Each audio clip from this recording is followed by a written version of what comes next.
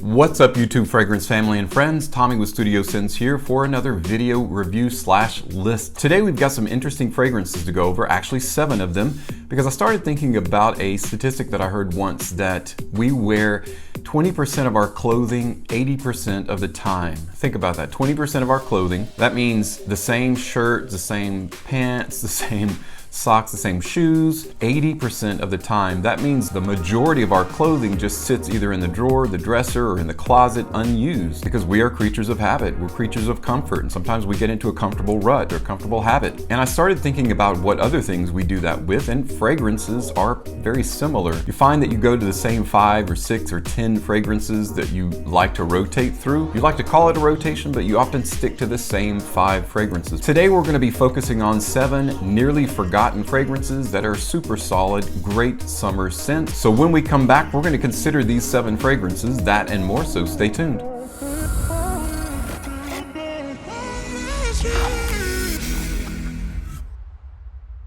Hey guys, and welcome back. So today we're talking about nearly forgotten fragrances. There are so many out there, and these fragrances we're going to go over today, there's 7 of them, have been nearly forgotten, but they are super solid summer offerings. Hopefully refresh your memory about them, or if you've never tried them, give you an incentive to check them out. The very first solid summer offering we're going to check out is from the house of Vince Camuto.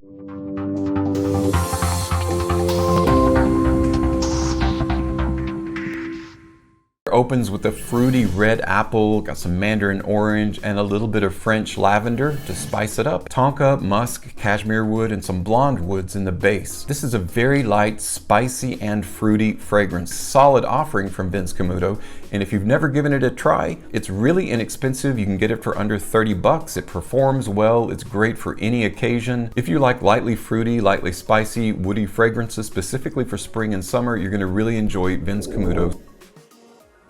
Our next solid offering came on the scene in summer of 2011 from the house of Lacoste.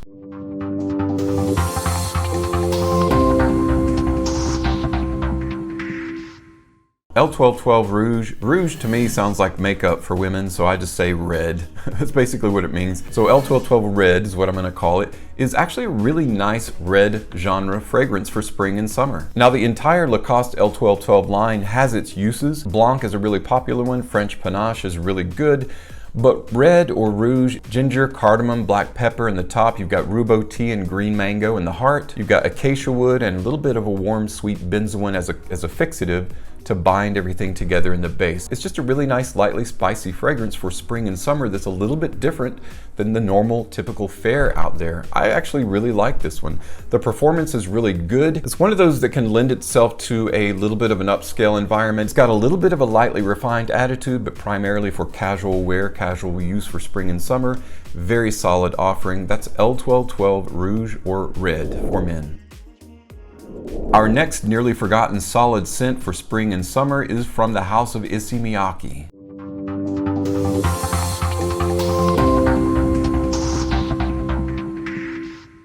L'Eau Majeure de C, Shade of C, Day 3, 2:47 p.m. That is a mouthful. That's a very long title. This is a very distinctive, spicy, aquatic fragrance from Epidemic. To me, this is an underrated gem. When I picked it up, I hadn't read any reviews about it. I hadn't seen any YouTube videos about it, and I thought, you know what, let's try it out. Quite a lot of Epidemic's summer fare is just a little bit lackluster, and I thought that might be the case for Shade of C, but it is a great aquatic fragrance. Came out in 2019. Aurélien Guichard is the nose behind the fragrance. We've got lemon, bergamot, bitter orange, and rosemary in the top. You've got sea salt, clary sage, and a little floral of frangipani in the heart. A nice trio of cedarwood and sandalwood in the base with a little bit of ambroxan or ambergris. We'll say ambroxan, we'll call it. It's got a really nice aquatic modern sensibility to it that is a bit refined. That's what I really like about Epidemic is he carries some really great fragrances that are very hyper versatile.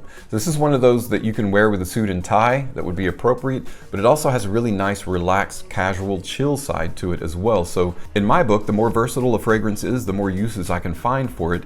Shade of C, excellent spring and summer aquatic fragrance that not many people are talking about or wearing. So you'll actually be one of the unique few wearing this, and it's very inexpensive. Again, under 30 bucks. Shade of C by Epidemic. Our next scent has been a staple for many people, but I think it's one of those that's been nearly forgotten that is worth dusting off the shelf and getting out and using again. It's from the house of Jesus del Pozo.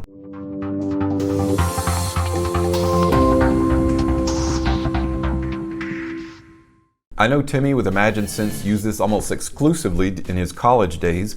It is one of the most hyper-versatile fragrances out there. It is a compliment pulling, it's head turning for all the right reasons, and it still maintains that same quality feel today when I go to wear it. It's still very unique. There aren't any fragrances out there that have mimicked the body and prescience of Halloween Man. Halloween Man has been proving his worth since 2012. You've got basil, mandarin orange, martini, and violet leaf in the top. It's got a heart of ginger flower, lavender, orange blossom, and cinnamon, resting on that familiar base of leather, vanilla, musk, and ambroxan. And that's what gives this the performance, the longevity, and the body, is that combination of leather, musk, and ambroxan. When it dries down, it's got a really nice masculine vibe that goes with pretty much any environment, any situation, and that's what makes Halloween Man a nearly forgotten gem. Our next scent has been on the men's fragrance scene since 2017. Not many people are wearing this one. It's from the House of Police.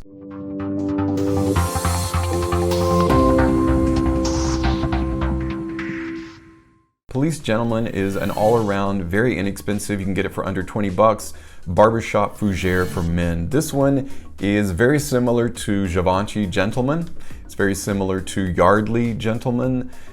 It's just one of those gentlemanly fragrances. Like when you hear the notes in it, you'll know exactly what you're getting into. Bergamot, lemon, grapefruit, mandarin orange, and cardamom in the top. Geranium, cinnamon, saffron, a blonde tobacco in the heart. Patchouli, vetiver, cedarwood, sandalwood, musk, oak moss are in the base. All those notes that comprise the manly, masculine, barbershop kind of minty, fresh, smooth fragrance that is never out of style, never out of, always classic. That kind of fragrance, that kind of fougere is always classic, and Police does a really good job of making a quality fragrance very inexpensive. A spring and summer fragrance that is a little bit different than the typical freshy kind of fragrance. It is from the House of Tresarti.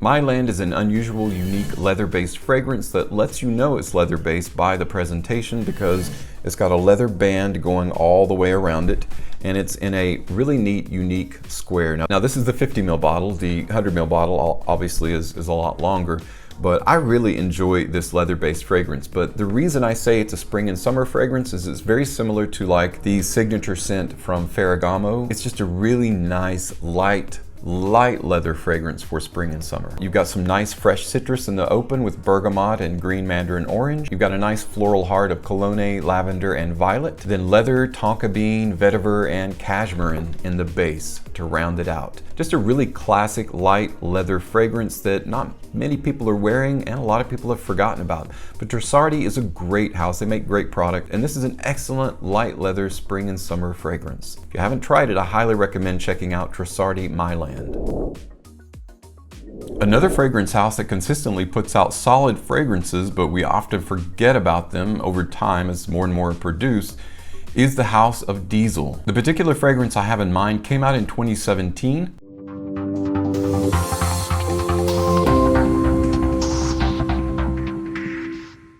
Only the Brave High is one of those fragrances that I love wearing, and I love forgetting just how much I like this fragrance over the course of time. Then when I try it on again, it's just like refreshing my memory at just how much I enjoy the scent. It's a minimally fruity, lightly sweet, minty fresh spring and summer banger. Ginger, grapefruit, peppermint, geranium, some woody notes. There's amber in the base, plus a aroma chemical called Arctical in here too that gives it that minty fresh cooling sensation. It's a wonderful fragrance, kind of the best of aquatic, blue, fruity, fresh fragrance. It's got just enough woody notes and amber in the base to warm it up just that little bit. It's a great spring and summer offering that again is easily forgotten. If you haven't tried it out, I definitely can recommend it. If you own it, dust it off the shelf. Use it today or use it tomorrow. You'll really enjoy it.